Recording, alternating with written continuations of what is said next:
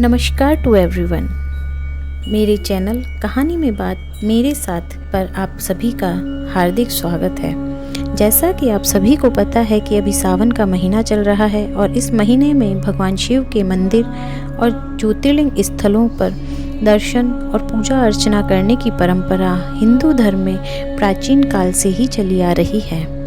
और आज हम हमारी कहानी की श्रृंखला में एक और ज्योतिर्लिंग की ओर बढ़ते हैं। यह ज्योतिर्लिंग महाराष्ट्र में स्थित है।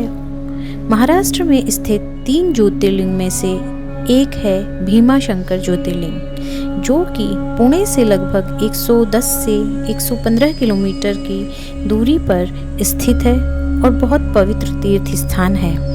सह्याद्री नामक पर्वत की हरी भरी वादियों से घिरा हुआ है। इस ज्योतिर्लिंग का नाम भीमाशंकर कैसे पड़ा, इसके पीछे एक बहुत ही रोचक कथा है।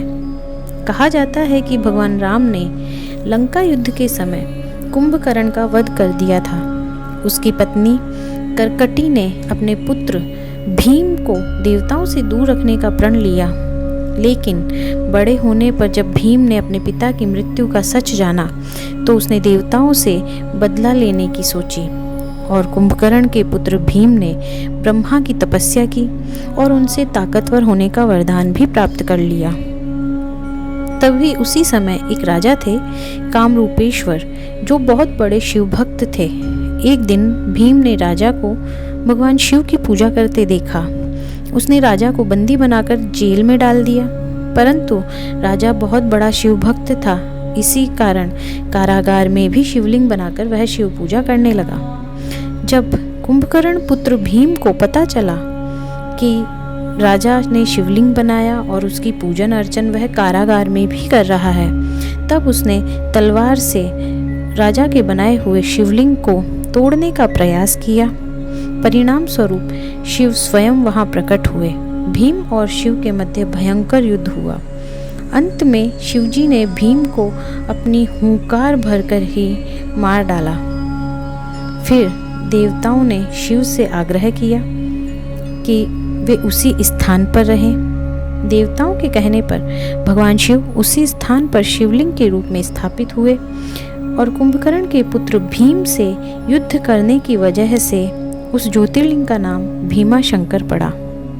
पौराणिक कथाओं के अनुसार एक और कथा प्रचलित है इस भीमाशंकर ज्योतिर्लिंग के नामकरण के बारे में। कहा जाता है किसी समय यहाँ भीमाशंकर के पास त्रिपुरासुर नाम का एक राक्षस रहा करता था, जिसने भगवान शिव की तपस्या की और वरदान भी प्राप्त किया कि वह नर और नारी दोनों के ही हाथों से मृत्यु को प्राप्त ना हो।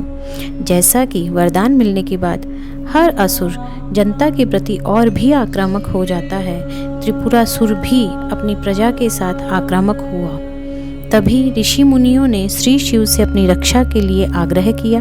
श्री शिव जानते थे कि त्रिपुरासुर नर और नारी दोनों के ही हाथों मृत्यु को प्राप्त नहीं होगा और अगर ऐसा ही चलता रहा तो प्रजा दुखी रहेगी। तभी माँ पार्वती के साथ श्री शिव अर्धनारीश्वर का रूप लेकर पृथ्वी पर प्रकट हुए और त्रिपुरासुर का वध भी किया।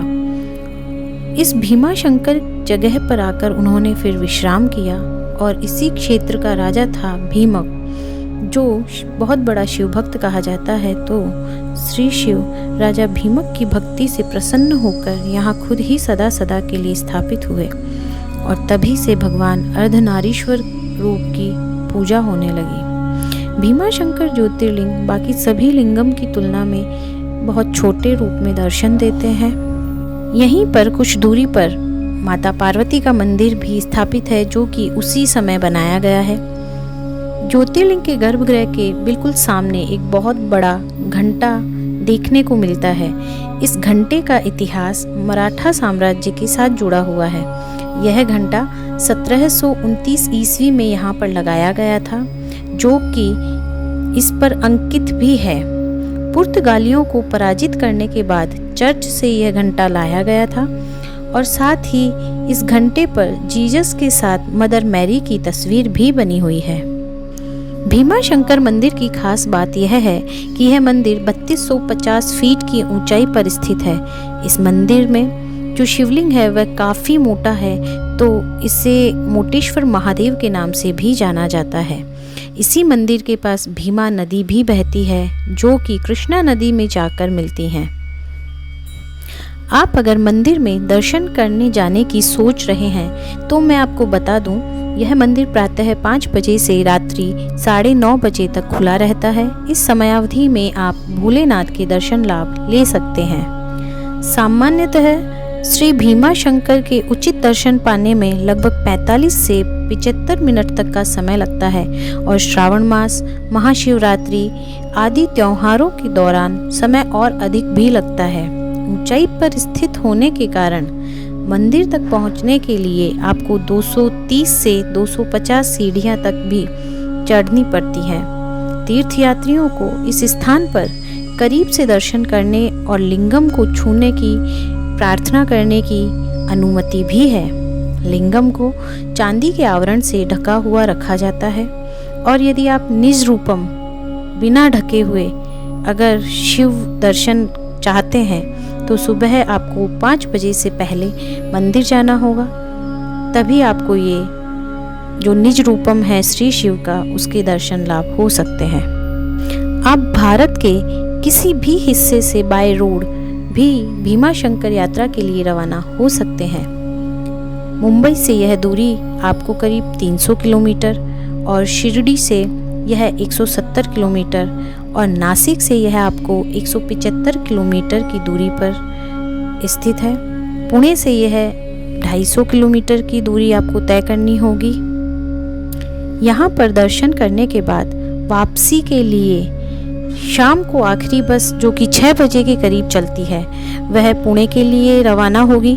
तो ये थे भगवान भीमाशंकर ज्योतिर्लिंग के दर्शन। अगर आपको ये जानकारी थोड़ी भी पसंद आई हो तो लाइक शेयर ज़रूर कीजिएगा और कोई सुझाव हो तो कमेंट बॉक्स में दीजिएगा।